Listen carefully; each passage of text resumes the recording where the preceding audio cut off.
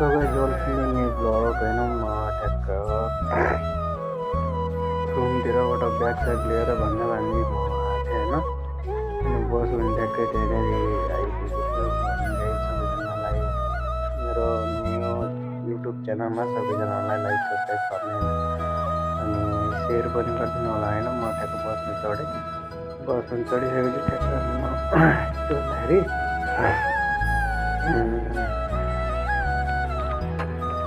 सकुनी बजारमा पुगेको थिएँ, बजारमा पुगेको थिएँ होइन।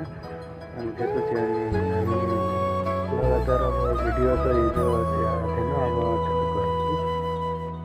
बजारमा पुगिसकेर अनि घर पुगेर अनि नास्ता सास्ता खाएर अनि चट्ट अनि तल मेरो दिदीको छोरी आएको थियो, त्यहाँ पडोसी आएको थियो। लाइक सब्सक्राइब कमेन्ट सेयर गरिदिनु होला।